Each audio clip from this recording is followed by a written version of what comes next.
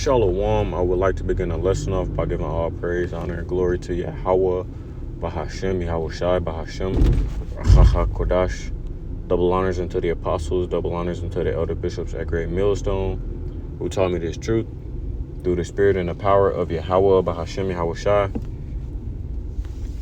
Peace and salutations to the brothers out there pushing this truth, the 100% truth out there on the highways and the byways, the Akim, as well as you few sisters out there listening and learning the Aqua. To you also I say Shalom. It is your brother Ratazak Gabar back here with another lesson through the spirit, man.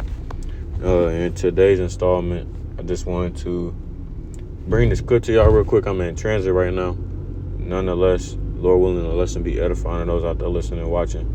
As we've been saying, man, the things that are going on in the world right now, as I was listening to a lesson yesterday, I didn't get to do one myself. I was listening to the elder brother, Arad Gabar, out of GMS St. Louis, speak about how the things going on in the world, though this war doesn't seem like it have anything to do with Jake, it has everything to do with you, right? It's going to affect you. Even if you're not white, an Edomite, even if you're not, you know what I'm saying, an Elamite, Iran, all of that stuff. Like we always say, man, it's just for the controversy of Zion. Everything that's playing out on the earth right now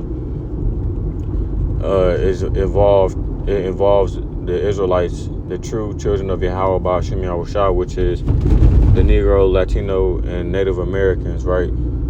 So-called, and Israelite foreigners who are among the heathen and have the appearance of the heathen nations.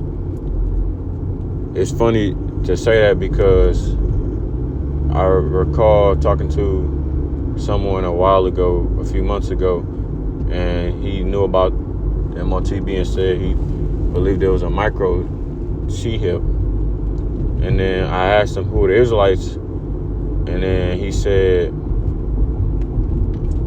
why does it matter who the Israelites are, right? And it matters a lot, especially in the times we're in right now, because our true identity and true heritage is being revealed.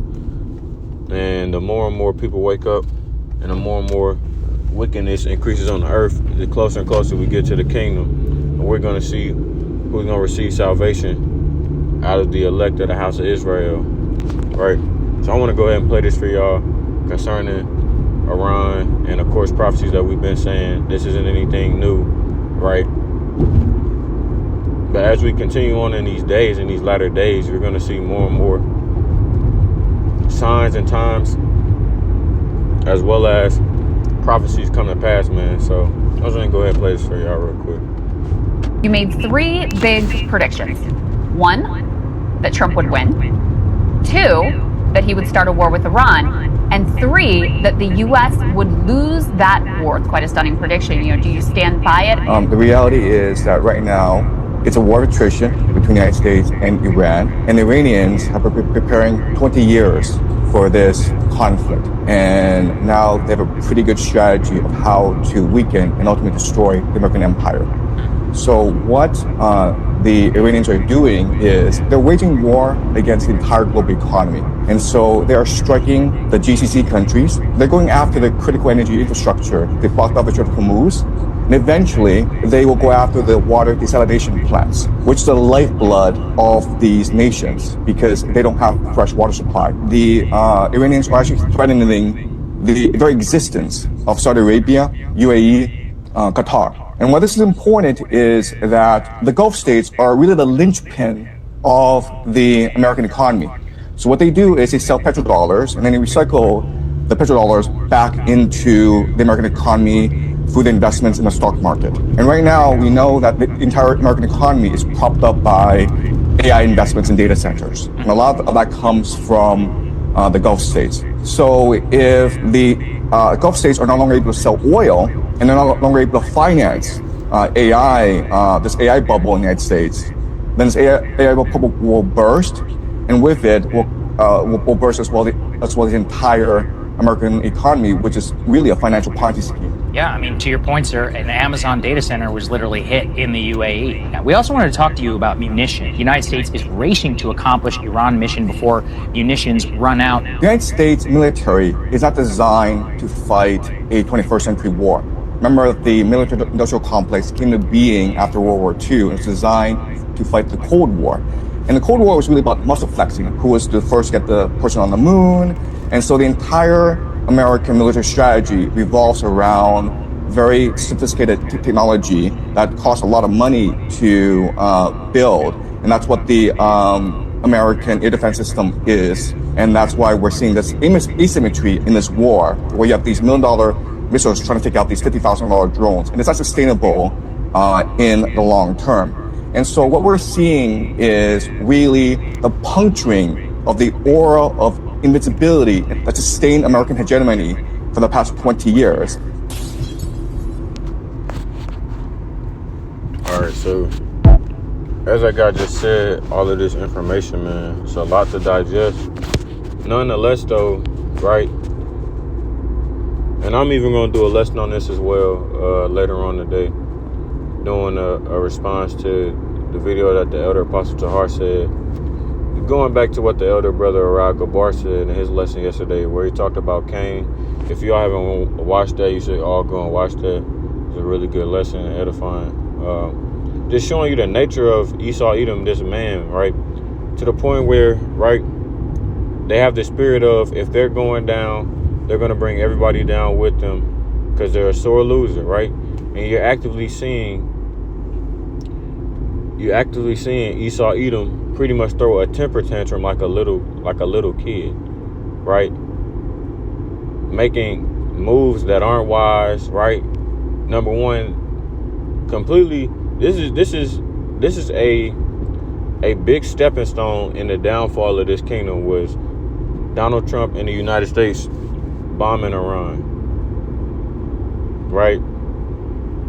That's going to lead to a major prophecy, which is 2nd Ezra 15 and the 28th, 2nd Ezra, the 15th chapter and the 28th verse on down, where it talks about the Carmanians raging in war and these other Arab nations joining together in battle to come against the great horde, to come against the Assyrians and waste a portion of the land, right? In the midst of that, you have a cruel Lord and an unwise king who is destroying his kingdom, man. And there is no other way besides them falling. There isn't. There's no other outcomes, right? There's no other ways of getting out of this. It's inevitable, the downfall, right?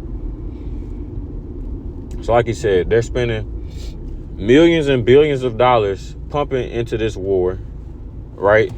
Increasing their debt. And I said this in my lesson the other day, right? Spending more and more taxpayers' money. Eventually, you're going to see people start to revolt because of that, amongst other things, of course, going on right now. You're going to see stuff like that happen, right? And as they get and reach closer and closer to the end, they're number one, they're breaking out and lashing out like this, number one, because they know that they have but a short time, as it says in Revelation 12:12. Their kingdom is crumbling. Esau Edom knows that. They know that they don't have many outs getting out of this. And quite frankly, they did that to themselves, right? Of course, it's prophecy. But if you just look at how they've run this kingdom, as it says, when the wicked are in rulership, the people mourn. When the righteous are in rulership, the people rejoice. Look at the structure of this kingdom and how things go. Everything is based around capitalism, money, right? And like the brother said, this isn't a man of integrity at all. They're not integral at all in anything that they do. They won't never own up to the things that they do, that the faults that they had, where they went off, right? They'll just throw the blame on someone else, right? They can never own up to their mistakes. Just like I always say, likened unto a woman, bro. Likened unto the black woman. That's why they That's why they mix so well together. That's why they are able to work and cahoots with each other so well. And just women in general, man. Not even just the black woman, but women in general can never take accountability for their actions. If you just look at the nature of Cain, you look at the nature of Esau. He had all of these wrongdoings and dealings. Never took accountability for his actions, right? You wanted a morsel of meat, an uncooked piece of meat. You wanted that. Yeah, you blaming your brother and you want to go kill him because he quote unquote stole your birthright, which Jacob never stole the birthright. It was rightfully given to him from the Heavenly Father. So Iran and the United States losing this war, the fact, let me get this real quick. The fact that's gonna happen, it is biblical. It's prophecy, man. And there is no getting around it. There's no getting out of it. The Lord. Let me get this sinful kingdom.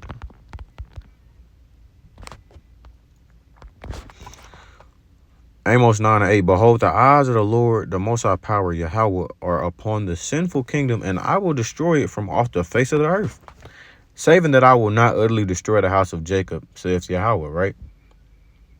That's what Jacob has to do with this war, with what's going on around the world, man. Right? The Lord's going to come and destroy the sinful kingdom, but he's not going to destroy the elect of his people. They're going to be saved up out of it, as it says in Jeremiah 30:7, right? Concerning Jacob's trouble.